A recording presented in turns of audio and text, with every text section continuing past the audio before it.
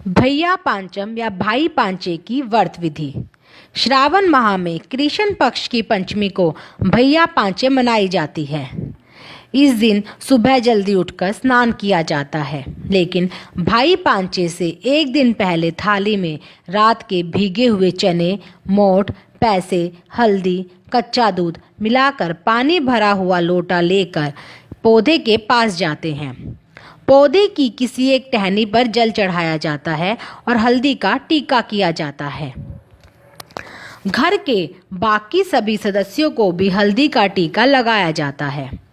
लोटे पर भी मौली बांधकर उस पर सतिया या स्वास्तिक बनाया जाता है। फिर झाड़ी की टहनी के कांटों पर मोठ चने बोए जाते हैं और साड़ी के पल्ले से कीकर की टहनी को 7 बार छूकर माथे से लगाया जाता है और साथ में यह लाइन कही जाती है, झाड़ झड़े मेरा वीर बढ़े। जिस भाई पांचे होती है उस दिन कहानी सुनी जाती है। कहानी सुनते समय हाथ में मोठ चना लेकर छीलते रहते हैं। कहानी सुनने के बाद मोठ चने वहीं पर चढ़ा दिए जाते हैं। उसके बाद गणेश जी की कहानी कहते हैं। कहानी सुनने के बाद सूरज भगवान को जल चढ़ाते हैं, लेकिन थोड़ा सा जल बचा भी लेते हैं। घर में प्रवेश करने से पहले दरवाजे के दोनों जल डालकर हल्दी से सतिया बनाते हैं। फिर एक अलग लोटे में पानी लेकर मोठ चने, फल, मिठाई, रुपए सब एक थाली में रखकर सीधा निकालते हैं। यह सीधा सास, जेठानी, नंद आदि को दिया जाता है। यदि कोई ना हो तब यह किसी बुजुर्ग महिला को भी दिया जा सकता है। यह पूजा कुंवारी लड़कियां भी करती है, अपनी छोटी बहन को सीधा देती हैं अथवा बहन समान किसी लड़की को सीधा दिया जा सकता है। भैया पांचम की व्रत कथा। एक राजा था, उसके 7 बहू बेटे थे। 6 बहुओं का पीर था, लेकिन 7वीं बहू का पीर नहीं था। 6 बहुएं एक दिन कुएं पर पानी भरने गई तो आपस में कहने लगी कि जल्दी जल्दी पानी भर लो, फिर धोख मारने जाना है। उन 6 बहुओं से किसी ने पूछा कि तुम्हारी जेठानी क्या कर रही है। इस पर 6 बहुएं बोली कि वह तो चरखा काट रही है।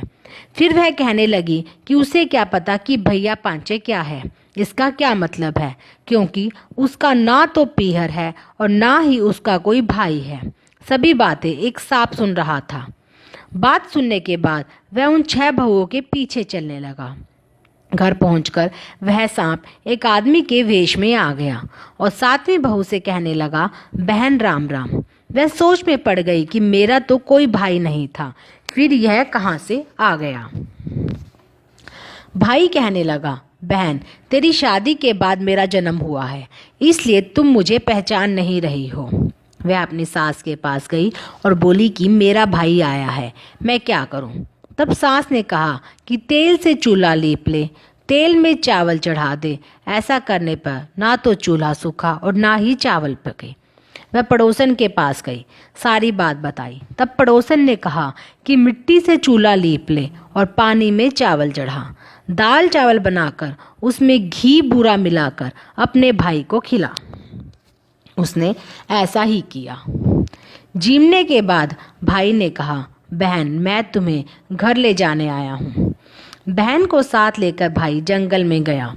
वहाँ जाकर बहन से कहने लगा कि मैं अब सांप बन जाऊंगा, लेकिन तुम डरना नहीं। मेरी पूंछ पकड़कर मेरी बाबी के अंदर मेरे पीछे पीछे आ जाना। बाबी में पहुंचने के बाद भाई बहन बोलने लगे कि हमारी बहन आई है। भाभी बोली हमारी नंद आई है। भतीजे बोले हमारी बुआ आई है। बच्चों की माँ हर रोज घंटी बजाकर बच्चों को बुलाती और उनके आने पर उन्हें दूध पिलाती और वह 7वीं बहू यह सब देखती रहती। एक दिन माँ से छोटे बहन भाइयों को दूध पिलाने की जिद करने लगी। तब माँ ने कहा, दूध तो पिला ले, लेकिन गर्म दूध पर घंटी मत बजाना। उसने गलती से गरम दूध पर घंटी बजा दी, जिसके पीने से किसी की जीभ तो किसी की मूंछ और किसी का फन जल गया। सब गुस्से से कहने लगे कि इसने हमें जलाया है, हम इसे खाएंगे।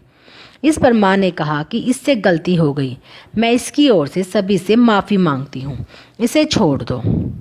कुछ समय बाद उसकी भाभी को लड़का हुआ तो भाभी ने कहा, नंद मांगो, तुम्हें क्या चाहिए। नंद के मांगने पर भाभी ने उसे 9 लखा हार दे दिया और कहा कि अगर इस हार को तुम पहनोगी तो यह हार ही रहेगा, लेकिन अगर कोई और पहनेगा तब यह सांप बन जाएगा।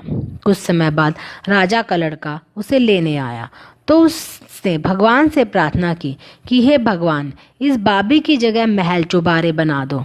जब राजा के लड़के को वहां रहते हुए 2.5 दिन हो गए तब वह अपनी पत्नी को लेकर चला।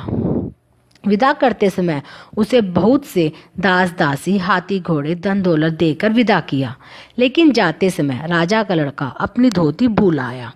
और जब रास्ते में उसे ध्यान आया, वह कहने लगा कि मैं अपनी धोती लेकर आता हूँ। तब उसकी पत्नी बोली कि उन्होंने हमें इतना सब कुछ दिया है और आप अपनी पुरानी धोती लेने जाओगे, मेरी भाभियाँ क्या कहेंगी।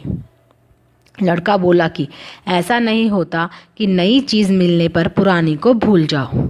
वह कहने लगा कि मैं तो अपनी पुरानी धोती लेकर ही आऊँगा। राजा के लड़के ने अपनी पुरानी धोती को लाने की जिद पकड़ ली थी। राजा के लड़के ने वापस आकर देखा कि वहाँ कोई महल चौबारे नहीं है। उसकी धोती एक किंकर के पेड़ पर लटक रही थी। यह देखकर राजा का लड़का अपनी पत्नी पर तलवार टांग कर खड़ा हो गया कि सच सच बता कि क्या बात है, वरना मैं तुझे मार डालूंगा। इस पर पत्नी ने बताया कि कुएं पर पड़ोसनों को देवरानी जेठानी बातें मार रही थी कि भैया पांचे क्या होती है, मैं क्या जानूं, क्योंकि मेरा तो पीहर ही नहीं है। यह सब सर्प देवता सुन रहे थे, वही मेरे धर्म भाई बने। आपको आने की सूचना पाकर मैंने तो भगवान से 2.5 दिन का पीहर मांगा था। घर पहुंचने पर इसे लड़का हुआ तो उसकी नंद ने कहा कि मैं वही 9 लखा हार लूंगी जो भाभी अपने मायके से लाई है। इस पर भाभी ने कहा कि इस हार के अलावा तुम्हें जो चाहिए वह मैं दे दूंगी, लेकिन यह हार मेरे 2.5 दिन के पीहर का दिया है। अगर इस हार को मैं पहनूंगी तो यह सोना रहेगा, लेकिन तुम पहनोगी तो यह सांप बन जाएगा। नंद ने कहा कि मैं लूंगी तो सिर्फ यह हार लूंगी, नहीं तो कुछ नहीं लूंगी। तब भाभी मजबूर होकर भाभी ने वह हार नंद को दे दिया। नंद ने जैसे ही वह हार पहना वह सांप बन गया। यह देखकर बहू ने कहा कि मैंने तो तुम्हें पहले ही कहा था यह हार सांप बन जाएगा। तब भाभी ने अपने आप बीती सुनाई और बताया कि कैसे ये मेरे मांगे हुए 2.5 दिन का पीहर था। सब बातें सुनकर नंद बोली कि भाभी, क्या सच में भैया पांचे में इतनी शक्ति है? मुझे विश्वास नहीं होता।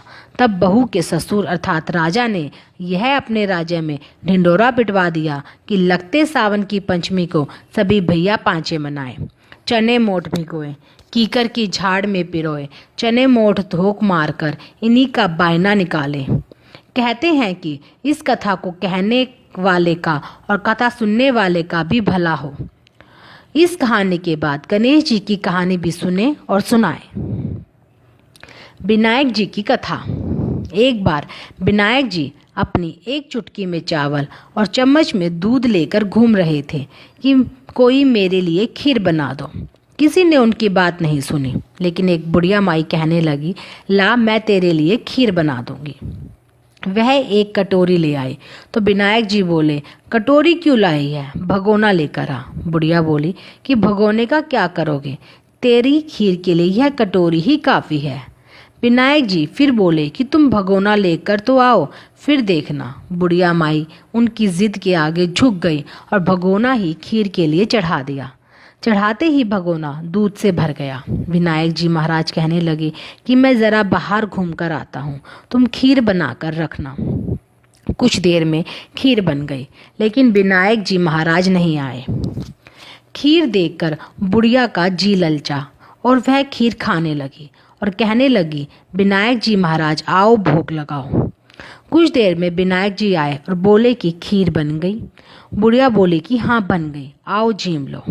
विनायक जी बोले कि जिस समय तुम खीर कहा रही थी उसी समय मैं जीम लिया था। बुढ़िया कहने लगी कि तुमने तो मेरा पर्दा ही हटा लिया, लेकिन किसी और का पर्दा मत हटाना। यह सुनकर विनायक जी महाराज ने बुढ़िया के घर में खूब धन दौलत कर दी। हे विनायक जी महाराज, जैसे आपने बुढ़िया का घर भरा वैसे ही आप कहानी कहने और सुनने वाले का भी घर भरना।